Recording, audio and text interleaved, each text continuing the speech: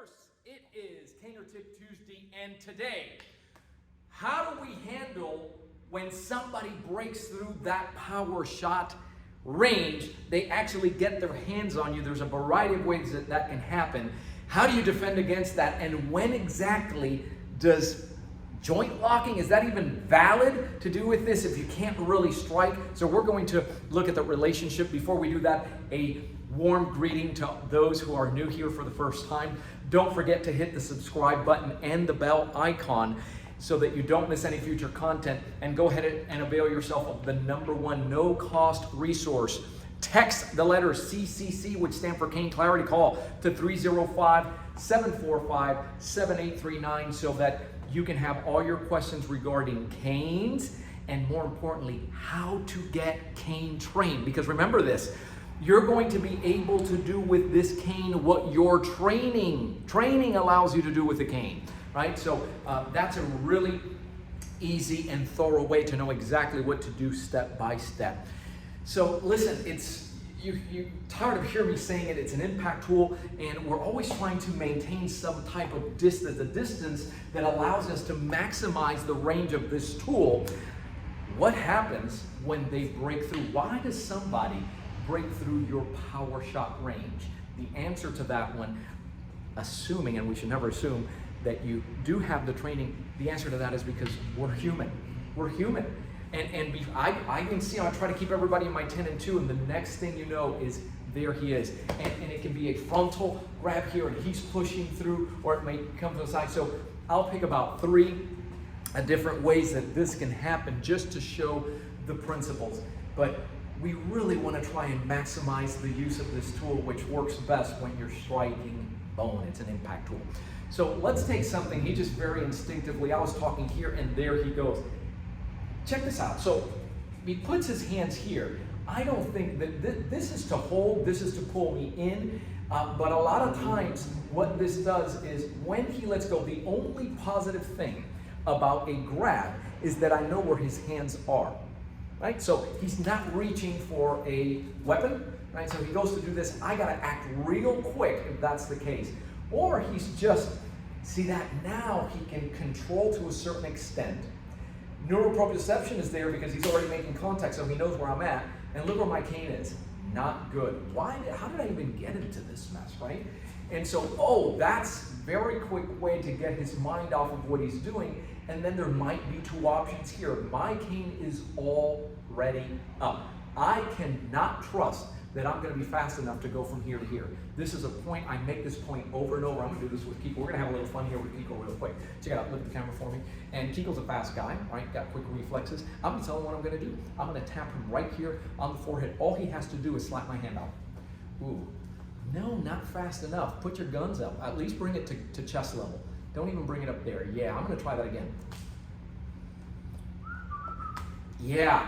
Right, so I think about that when something is brewing and you see everybody demonstrating their cane self-defense technique with that cane down here. I can't trust myself that I'm going to be fast enough. So that cane is up here. Even reflects this flinch. Come, see how the elbow goes up and it's already in position, right, for anything that might be incoming, but not just that. That's what your horn is for on that cane. Boom, right, to catch it first. He throws a punch, I can either move forward, I'm still making contact, take out. Can you show up there what it is that we're doing, and just move that slightly? So here I am. This just becomes reflexive, right? It comes in here, I took this out, take out that shin, come right back. We can still maximize it without having to get into the intricacies of locking. That's not the time that we want to go into that. See how we can still, just because he put his hands on here, we can still use it as an impact tool. Maybe it's more to the outside, right? I'm out here, he throws the strike. Well, I can still get into that striking mode. So just because he put his hands on us doesn't mean automatically that I'm gonna have to get real intricate or anything like that. The second way this can happen is when he just bum rushes you, and this is tough. I want to show you what happens here with the leg, the problems, just a little bit. Stop right there.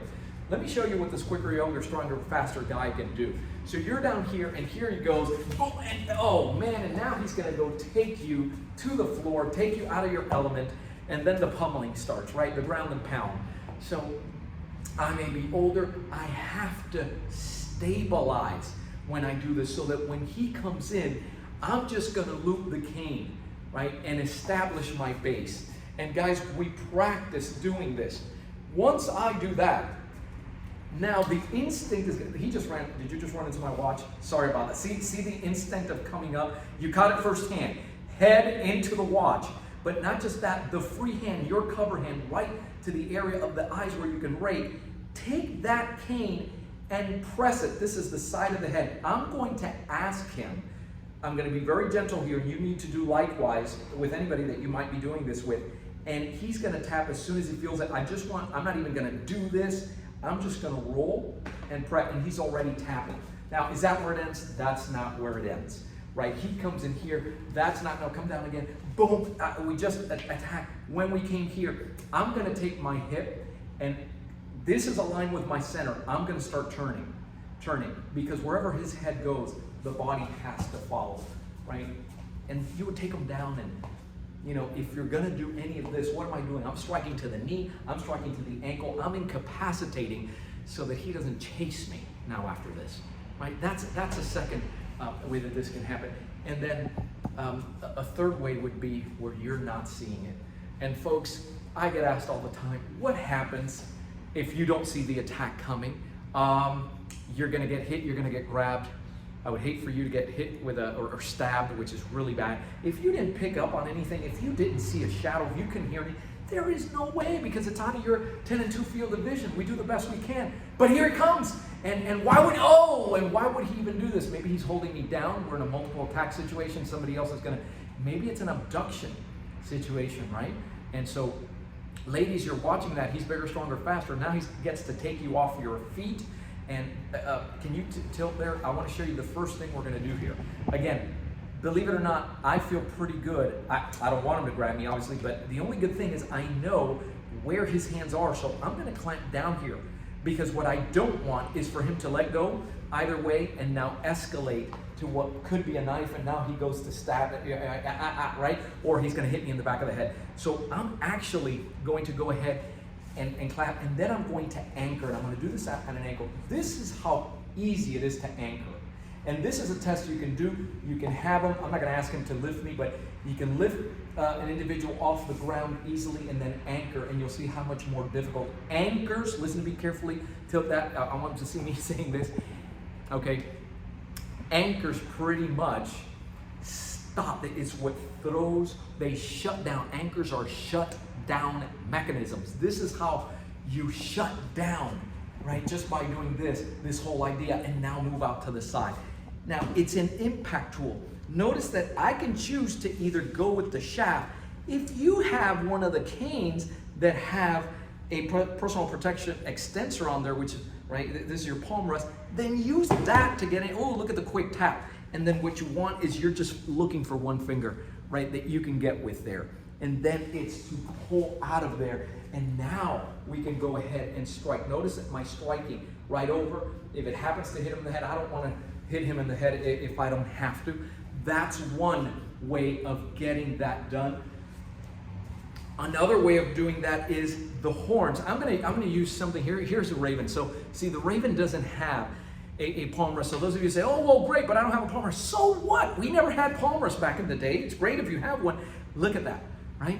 Oh, that collects DNA. It's very good at raking, but you're still pushing in and getting, see, when the hand opens up, now take that metal and you put it up against the side.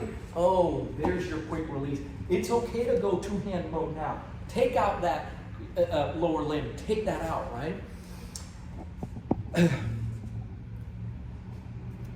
Joe, is there anything we can do? You have an empty hand translation to that. I couldn't get to my cane, right? The principles are still the same. And those of you that are coming down in September to the hands-on cane immersion fall cane immersion, September 21 through the 24th. We will be elaborating on this. I don't remember the attacks were, this is the first one, but I can tell you that this reflex in here, which is automatic, when he throws, right, for me to have a way of dealing with this attack, whether it be to the front or, you know, to the back. When is there ever a time that you get into locking? It's more intricate. The time would be if he gets his hands on your tool and now he starts pulling on that cane. Now what are you going to do? Right? You just have to know the principles of how to align and come down, because he is stronger, he is faster. And now here, he's not allowing you really to strike, but when you align center to his center, look at my elbow, now I can come through and go ahead and do that. That requires a little practice, and those are the things we're going to be covering there. What was the second attack? So when he comes in here, the principles stay the same. You're going to whack here. I don't have that cane. But boy, I have my thumb knuckle that I drive, tap when you feel it, then right into the temporal region. Wherever I turn, the head has to follow. What was the last one you did? You did one here from the back. Oh, anchor. Open that base. He's got to go with you, right? Identify that bottom hand. Lock that out. Come out. Right, to get out of here. Take out that limb, crush the ligaments in that knee so it buys you some time to get going. And so, guys, that's how you would handle it if they break through that power shot mode. The moral of the story is that just because they break through doesn't mean that it's time to get into it. If they take control, now you can't really maneuver here, then it does behoove you to know the principles that are going to give you the best probability to lock out so that you can go into that mode, incapacitate, and save your life. All these things that you see every single week, and you say, boy, I'm going to try that. How do I get started with this? That's why I tell you, avail yourself of the resource and text those letters CCC to 305-745-7839, because there is a beginning. Don't try to do it just by watching YouTube video or even yesterday's technology. DVDs, we pioneered a lot of them. But how do we know that you're doing things correctly if we can't see you? And so for that reason, learn about the method, learn about how you can get it done in the comfort and safety of your home. I'm Joe Robaina for American Cane Self-Defense. Thanks for watching. Keep caning and stay safe.